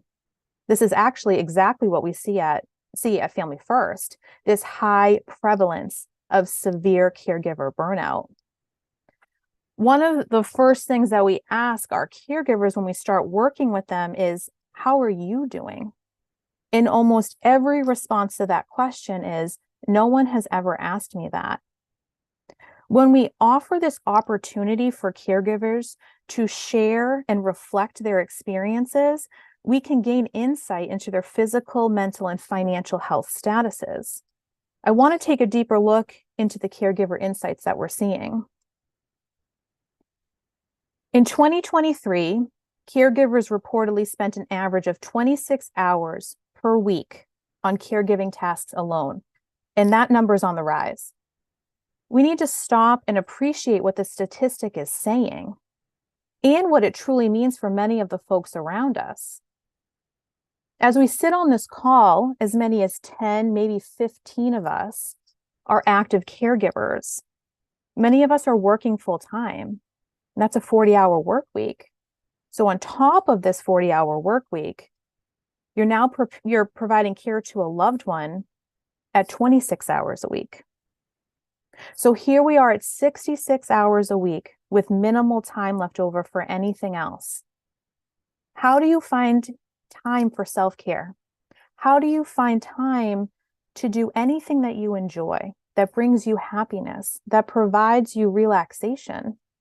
How do you foster other relationships and friendships when you have no time left? Now, let's add in the caring profession. Like most of us here, we're nurses and we're social workers and we're occupational therapists, and we have other roles. And we spend the entire day caring for patients and our clients. And then we head home to our own personal life and we care for our loved ones. And many of us in the caring professions, we tend to be that go-to person in our family and with our friends, right? We're looked at as that healthcare guru. It's exhausting. It's exhausting, and the time and the capacity for self-care and prioritizing our own healthcare and our financial wellness, it all goes on the back burner. Caregivers have the greatest intention, but day over day and week over week, other needs get prioritized, and it leaves caregivers depleted. Research supports that caregivers experience higher rates of depression, anxiety, insomnia, and untreated chronic conditions. And this is mainly due to the conflicts and inability to balance everything that's being asked of them. Think of a time when you just needed a break, when nobody asked anything of you. Now, we hear this from our caregivers that they feel this way on a weekly basis, if not daily. And you couple this with the research that states that 88% of caregivers are saying that their caregiving duties are having a negative impact on their own health. And they're twice as likely to develop chronic conditions. So we have this perfect storm here, right? We have this scenario that we have the unwell taking care of the unwell. And where are they ending up? Well, they're coming to our emergency departments, right? They're impacting our overall health system. They're complicating complex discharges. And some people may think, well, why is this a problem? Well, it's a problem because we have our patients relying on burnt out caregivers, and they're going without their caregiving needs being met. They're contributing to preventable emergency room visits, to hospitalizations, to readmissions. It's increasing the total cost of care, and it's straining the healthcare system. Caregivers themselves, those that are suffering from their own chronic conditions, are also experiencing delayed care or no care, or having similar impacts like their loved ones are having. The statistics around caregiver physical and mental health are on the rise, and we have to prioritize them. The care needs in the home setting are highly personalized, and decision-making for care needs are impacted by varying factors. This can be related to age, culture, socioeconomic status, their location or environment, health literacy, and knowledge gaps. The needs of a patient in the home can be as little as picking up weekly medications at the pharmacy, or as complex as needing 24/7 care. Think of those patients that need full ADL support. They need supervision and safety measures with their medications. They need dressing changes. And the caregiver has to ensure that they have all of the right equipment and supplies at any moment. Now, for those of us in a hospital setting, someone else does that. But for those that qualify to go home with home health, the caregivers may have support with it, but for many of them, they manage most of this alone. At Family First, our caregivers are actively reporting that the top challenges they face in the home setting are their own mental health and neglected health needs, the lack of affordable childcare, taking care of multiple people at once, not understanding what's expected of them, financial constraints, and complicated family dynamics. When you look at neglected health needs, we've already talked about how caregivers are challenged trying to balance caregiving and their own health needs. And this can lead to the inconsistent follow-through on caregiver tasks, especially where the majority of our informal and unpaid caregivers are untrained. Caregivers can also have high-pressure jobs, or they live out of state from the person that they're trying to support.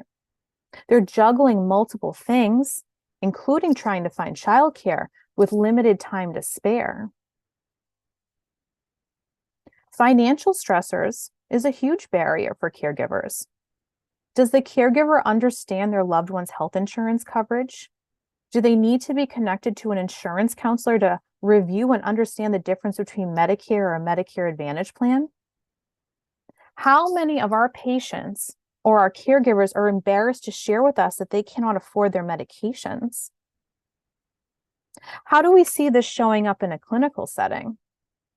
Well, let's say you're working on a complicated discharge from the hospital.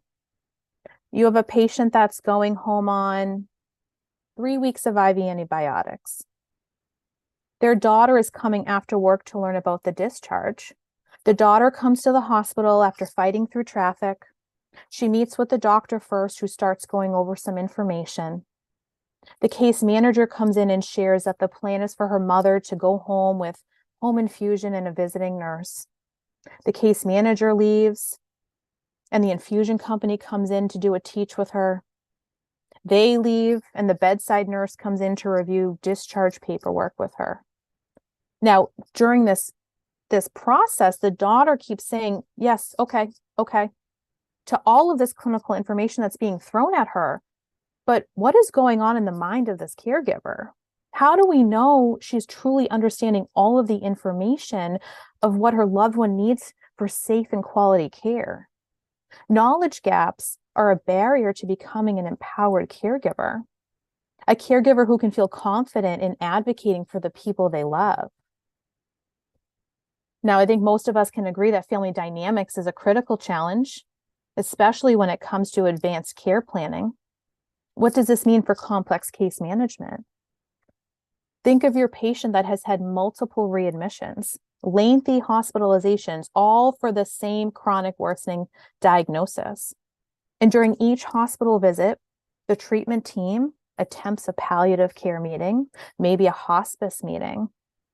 And these meetings can go many different ways, right? It's based on each family member's personal viewpoint on what they think that should be done for their loved one, or what quality of life is to them. Their personal relationships with each other can affect these conversations. It's crucial to keep in mind these major challenges for caregivers as we continue to talk about how we can offer them some support. I want to bring some life to this caregiving crisis and talk about Wanda. So Wanda is a lovely 78-year-old woman. She's retired, she's divorced. She has an adult son that lives nearby who is incredibly supportive. Wanda lives alone in a third-floor apartment, and unfortunately, that apartment does not have an elevator. Like many seniors, she's relying solely on her Social Security income to meet all of her financial needs.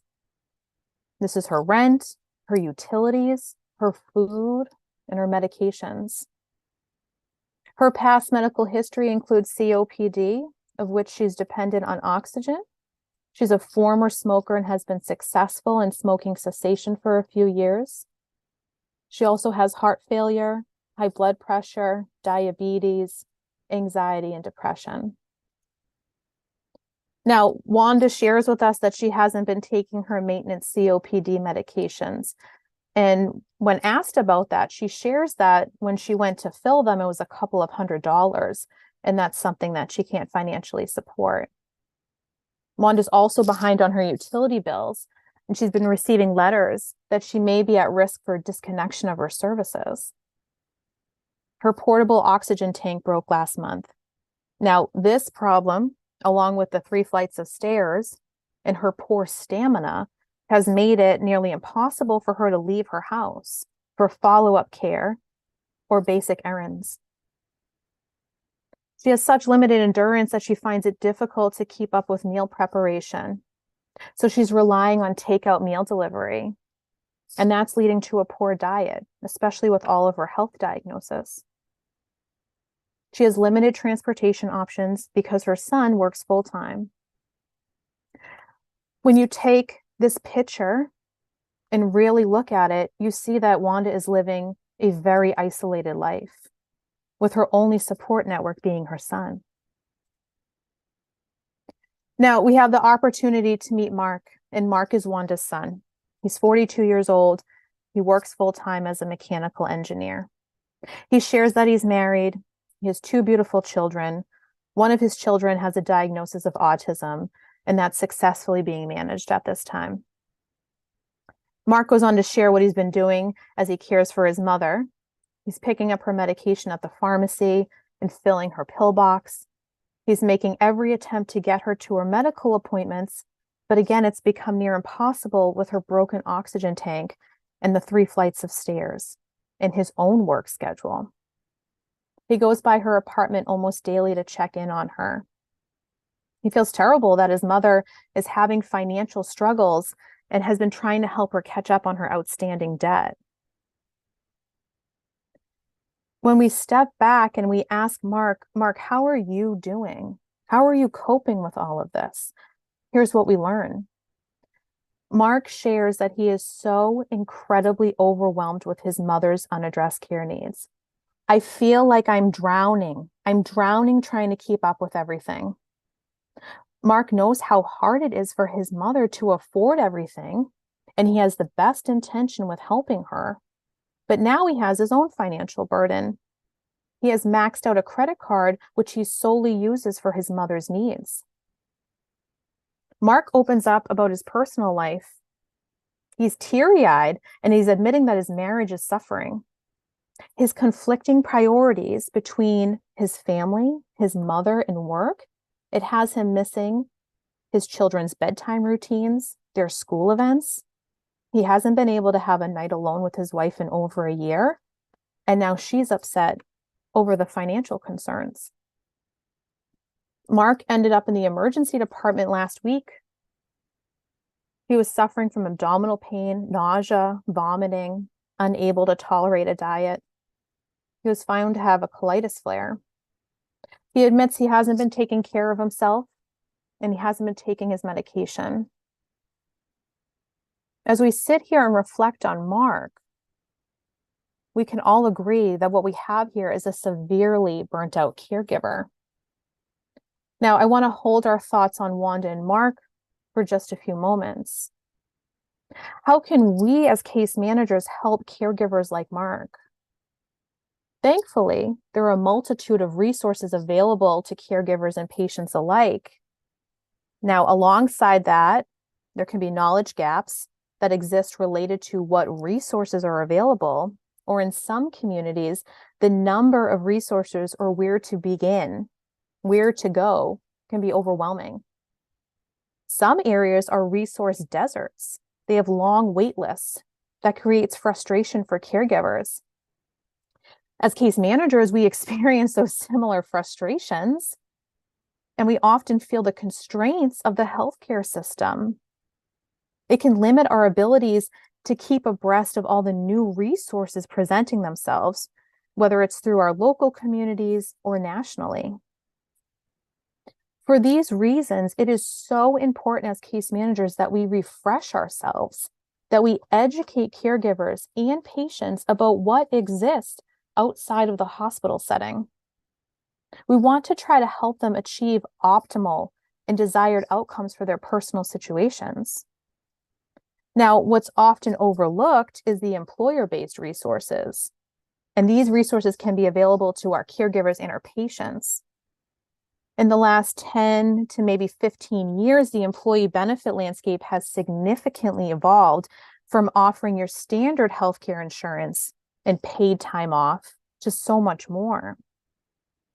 We now see employers offering non-elective benefits like legal services, financial planning, backup child or elder care, medical second opinion, and mental health support. Many of these non-elective benefits are either free or they're at a significantly reduced cost to the employee. I want to use backup care as an example. Now, depending on the structure of the benefit, an employee could have access to critical elder care for $9 an hour, up to X amount of hours within a calendar year. And they can use that benefit should they have to leave the home for a work conference or to go into the office.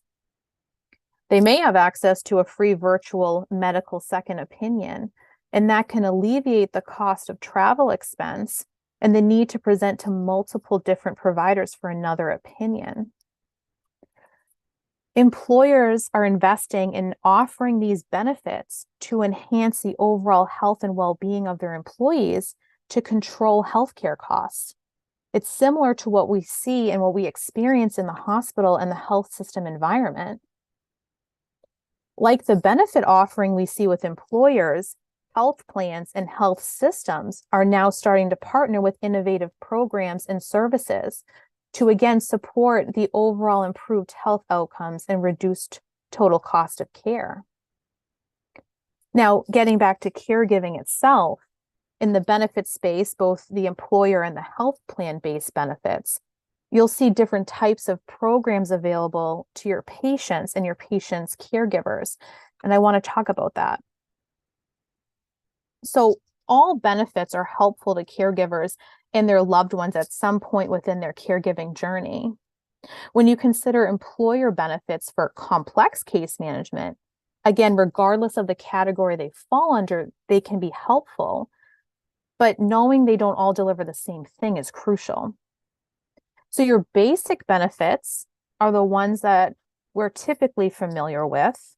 This is our family medical leave, maternity and paternity leave, your paid time off, your short-term or long-term disability. These are resources that are usually employer-specific or regulated by the state or federal government. As you move into point solutions, these are typically focused on one diagnosis, right? One specific situation, and it generally lacks personalization. They rely on the employee to know exactly what they need. But sometimes caregivers don't know what they need, or they need support in closing those gaps. These types of benefits are often a more digital experience and generate a list of common resources. Comprehensive solutions are a more holistic approach, and their focus is not just on the caregiver, but the person that they're caring for as well. It's a broad scope of services, and it's generally supported by a hybrid model. And when we say a hybrid model, we're talking about people-led personalized services that's optimized by great technology and digital tools. It includes vetted services, and those services that go through a rigorous assessment process to ensure that it's meeting the specific needs of the member. Now, complex case management can benefit from sharing the concept that these benefits may be available to the caregivers. And these caregivers, again, are responsible for caring for your patient in the community. The ask is that you inform the caregivers to talk with their human resource department about what benefits they can access to help support them with their caregiving needs. Let's come back to Wanda. Now, since we left Wanda and Mark has received an email from his benefit department that's emphasizing their caregiver benefit program. So Family First meets with Mark to go through a comprehensive assessment of both Mark and Wanda. With Family First support, guidance, and advocacy in collaboration with her treating team, Wanda received a new portable oxygen tank. She also received Meals on Wheels, which has been tailored to her specific diet requirements. She connected with an outpatient case manager, and she's enrolling in a utility forgiveness program. She was approved for a local senior transportation program, and she's been moved to the top of the wait list for a first floor apartment. Information on Wanda's preferred medication list through her drug coverage was shared with her pulmonologist, who, after reviewing the list, was able to switch her medication to one that was much more affordable. Wanda's also engaged with a visiting nurse agency who supports telehealth services and palliative care. Now, as we can recall, Mark, he was also in need of significant support, being that severe, burnt-out caregiver.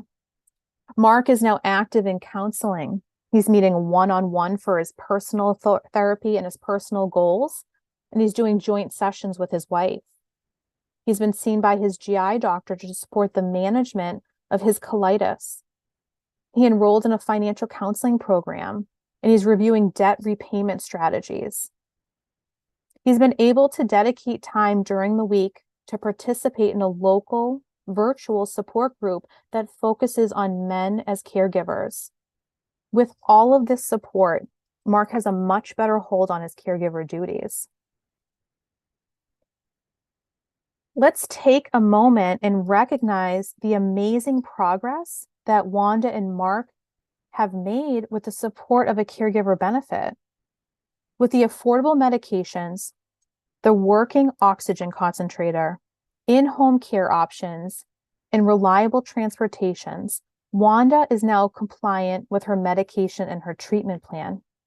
And because of that, Wanda has been able to avoid a hospitalization or an emergency department visit for the last 6 months. With caregiver support focused on Mark, he's been able to rely on someone to help get his mother's caregiving needs in order. And with the help of a financial counselor and no longer missing work, he feels confident in paying down his debt. And that's resulted in a high level of stress reduction. He's now able to focus his time and energy on being a son, focusing on his marriage, reconnecting with his family as a whole. He's compliant with his own medication and treatment plan, and he has not needed any urgent medical attention. Mark and Wanda are thriving. Why does this matter for complex case management? According to Psychology Today and other sources, unpaid caregivers are providing up to 80% of home and community-based care needs. On average, an unmet need for caregiver training and support can double the likelihood of an acute care episode. Caregiver engagement is a core component for successful complex case management.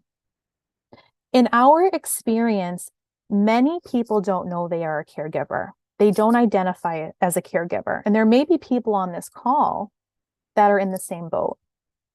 They see themselves as being a good son, a good daughter, a good mother, a good friend. They disconnect, and that leads to misunderstanding of what healthcare is expecting them to do to help keep their loved ones safe and out of the hospital.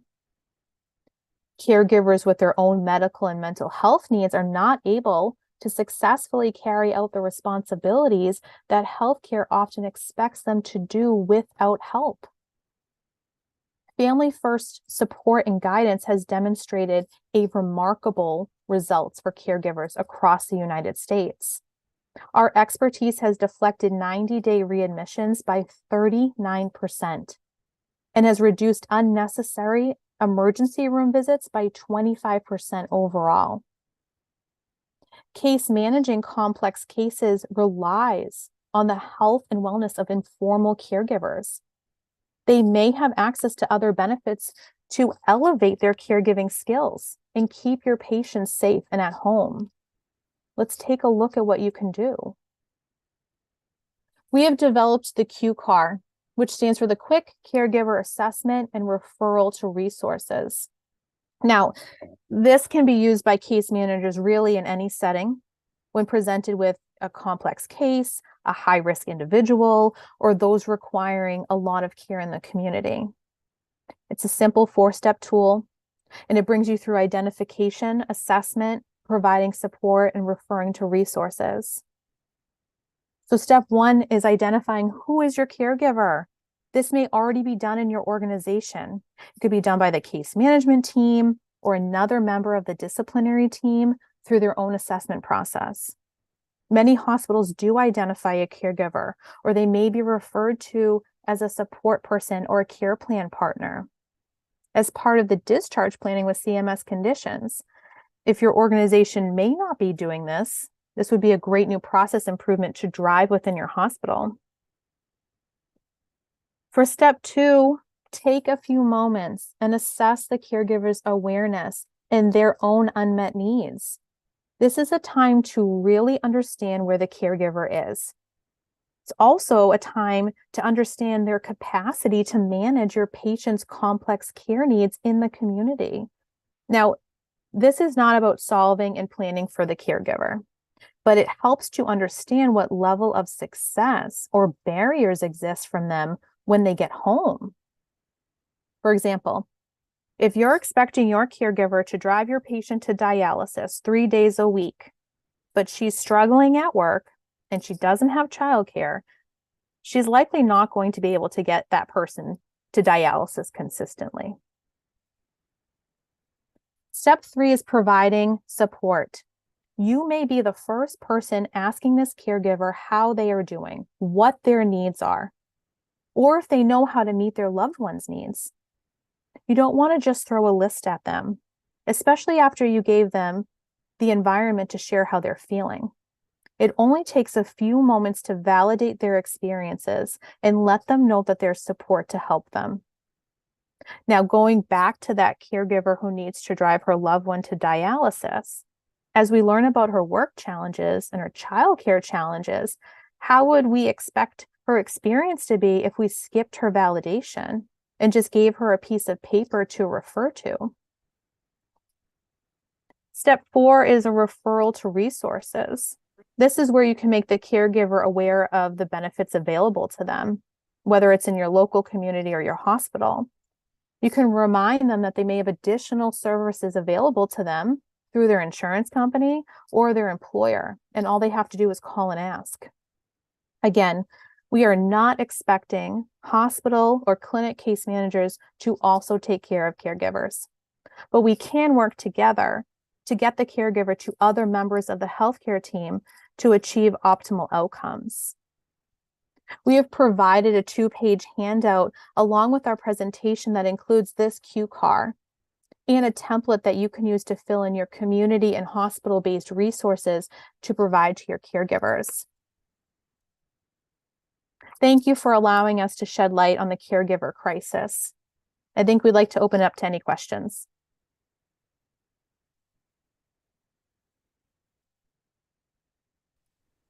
Thank you, ladies. There was one question. I think you answered part of it in the Q&A about how your services are paid, but someone else asked who qualifies and how far north in New Hampshire do you travel? Sure, I'll take that one. Our services are actually all virtual. So we don't actually go and meet people in the community. We work via HIPAA compliant platforms that we have here. And we offer our services through what you could call a program sponsor. And those program sponsors are employers or health plans, insurers, or health systems. We partner with them and they will make our services available to anyone within their organization as a free benefit. So when it comes to the caregiver accessing our program, there's no cost to them today.